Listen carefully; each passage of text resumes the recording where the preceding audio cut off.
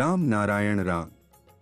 જ્યાં આપણે પ્રકૃતિ અને નેચરની વાત કરીએ છીએ ત્યાં જ આપણે તેની સાથે ચેડા પણ કરીએ છીએ।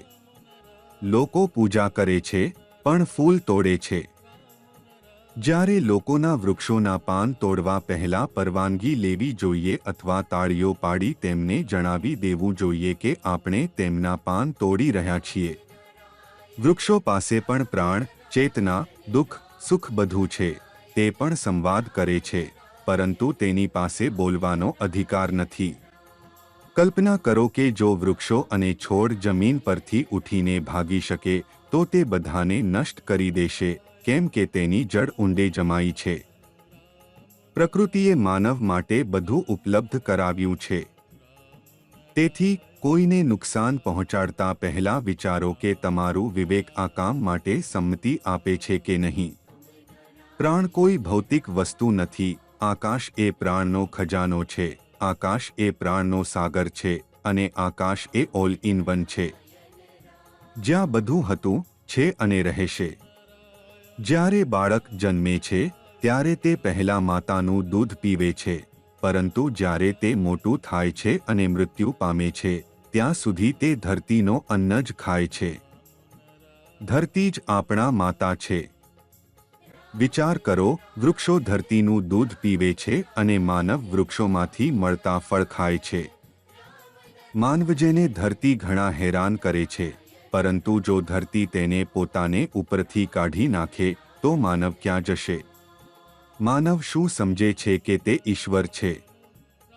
જ્યારે માનવ મૃત્યુ પામશે ત્યારે ઉપર તેનું હિસાબ કિતાબ થશે।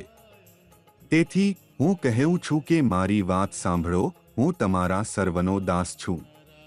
આ સમગ્ર પૃથ્વી પર બે જ સારા લોકો છે, યોગી અને મોદી। તમારે તેમને સમર્થન આપવું જોઈએ। તેઓ સેવક છે, તેમને સેવા કરવાનો મોકો આપો। આકાશ જે સૃષ્ટિને જન્મ આપ્યું છે, શું તેનું કોઈ મૂલ્ય નથી?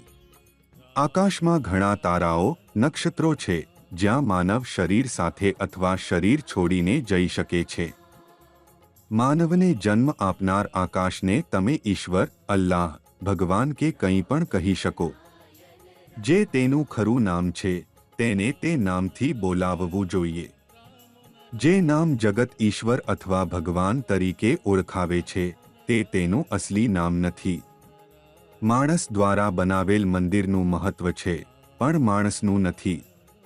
આકાશ એ માનવ, વૃક્ષો અને સમગ્ર જગતનો માતાપિતા છે।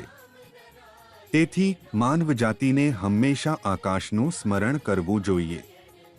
રામ નારાયણ રામ એ અમારા અસલી માતાપિતાનું નામ છે। તે આકાશનું નામ છે। તમે વિચારતા હશો કે વિવેકને કેવી રીતે ઓળખવું? વિવેક સાંભળે છે, બોલે છે અને આપણું શરીર સંભાળી રાખે છે।